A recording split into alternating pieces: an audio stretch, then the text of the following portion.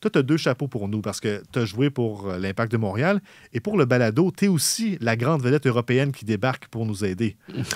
Et nous, ce n'est que des avantages, il n'y a pas d'inconvénients, mais dans une équipe de soccer, est-ce que c'est toujours facile d'accepter une grande vedette, de l'intégrer, ou ça dépend beaucoup d'elle?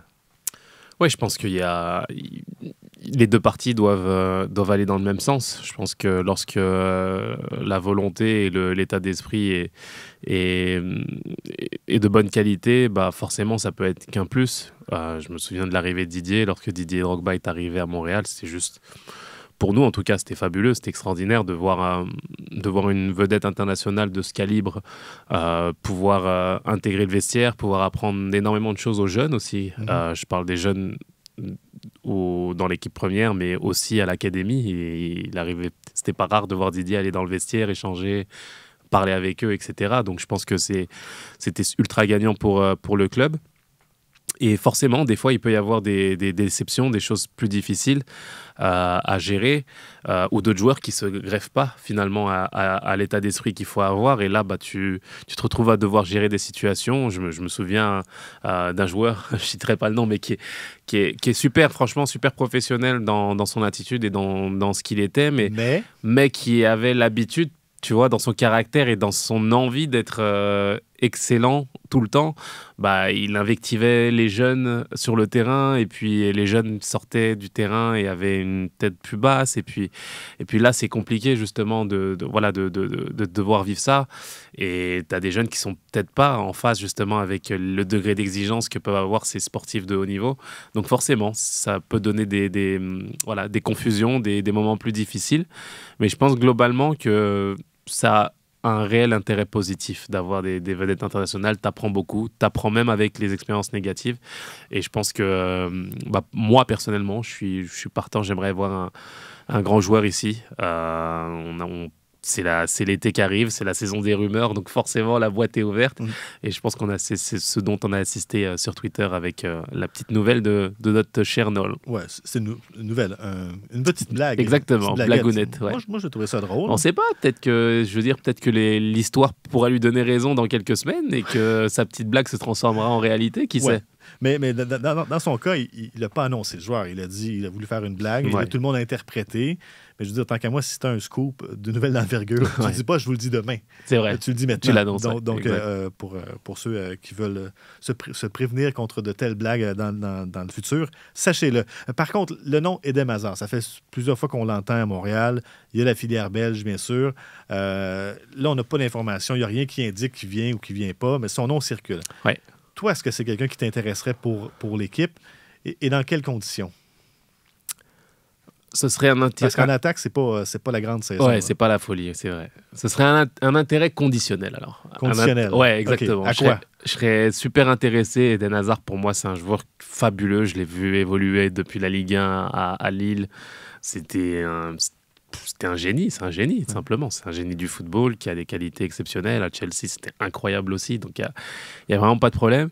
Il a eu son coup d'arrêt au Real Madrid pour différentes raisons.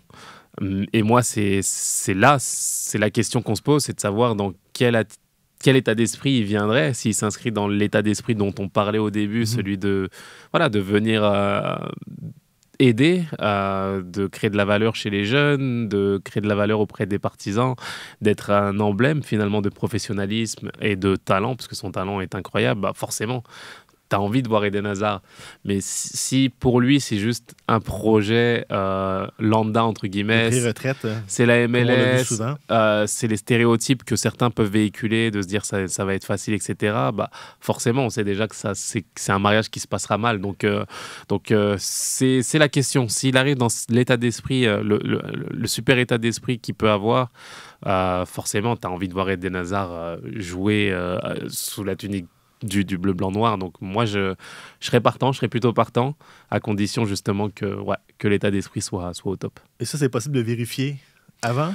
Non, parce que justement, c'est un pari aussi. C'est comme le joueur, il ne dira pas non, je viens en pré-retraite. C'est ça, c'est comme les mariages. Hein.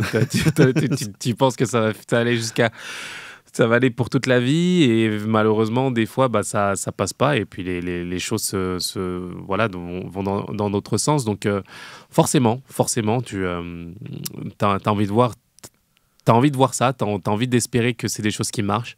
La semaine dernière, j'ai pu me rendre compte de différentes choses, de différents joueurs qui s'étaient inscrits justement dans ces projets. Je pense à Chiellini, je pense à Gareth Bale par exemple, à Los Angeles FC qui ont amené un plus, qui sont venus bien entendu avec des... Je pense à Gareth Bale qui ressemble un petit peu dans l'image à ce que véhicule aujourd'hui Eden Hazard. On se demandait si c'était un golfeur tout simplement, s'il avait encore de l'intérêt pour le football. Puis tu te rends compte que à LFC, tout le monde est content de ce qu'il a amené. Un super état d'esprit.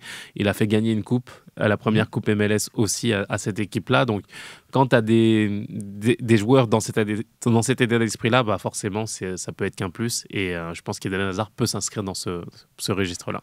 Dans sa blague sur Twitter, Noel Butler disait que c'est une nouvelle qui serait plus grosse que l'arrivée de Drogba. Il parlait bien sûr de son retour à la radio, c'était une blague. C'est ça. Mais si Eden Hazard arrive à Montréal, c'est pas plus gros que Drogba. Non. C'est même pas proche, j'ai tendance à dire. Non.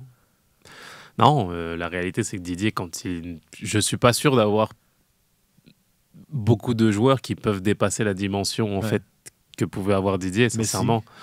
Oui, mais si, bien entendu.